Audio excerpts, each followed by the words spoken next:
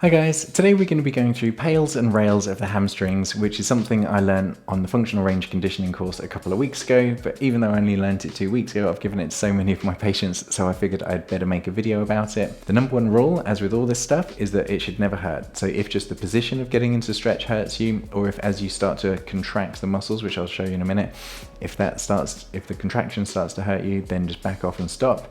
But if you're doing this in a pain-free way, it can be super effective. So let's get into it.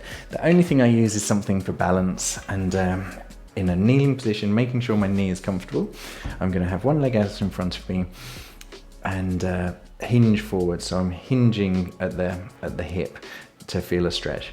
It's okay if there's a slight bend in the knee, by the way. That will just bring the stretch more to the belly. The only time you'd really want to keep that knee completely straight is if you have a problem with tension behind the knee in terms of really tight upper gastroc, the upper calf muscle, or really tight lower hamstring tendons.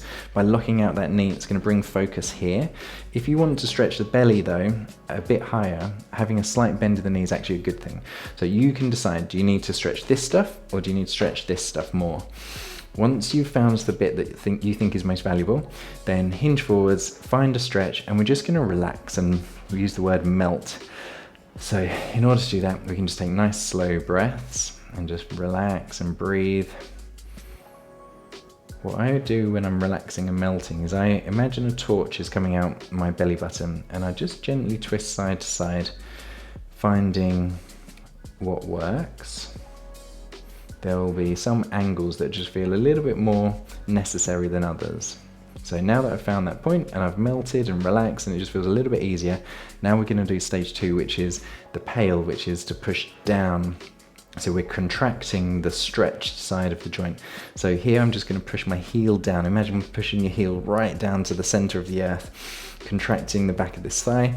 You can gradually ramp up the intensity of that contraction. As the intensity ramps up, you're going to find other parts of your body come into play where you'll tense your abs, your back and your core muscles, even your arms all the way down to your hands, squeezing that heel down into the center of the earth up to about 10 seconds, then relax. And now the opposite contraction, we're going to jump straight into that. That's the rail. What you're trying to do is you're trying to lift your foot up off the floor, but because you're in stretch you can't, so try and pull up. That's the rail. Pull up using these muscles in the front of the hip. Pull, pull, pull, gradually ramping up the intensity as you go. And then if you cramp through here, rails can sometimes cramp to shake it through. You don't want to work through cramp, obviously. But pull, pull, pull, and then relax. Find a good posture again. I was slouching a bit, and hinge into that new range. You'll have a little bit more range of motion now. And we'll go back to the same as the stage 1, which is just to relax and melt.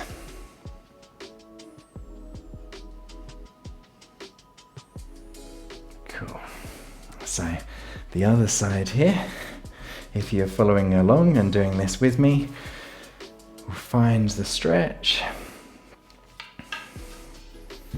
and relax and melt and gently twist, and you can try bending the knee and straightening the knee. Just find out what's most important for you. And then once things are relaxed a little bit, we're just going to start ramping up that PAIL movement, the contraction of the stretched side, just by pushing down into the floor, gradually ramping up the intensity. Ramp up, ramp up. As you push down, other parts of your body get involved, and then relax there.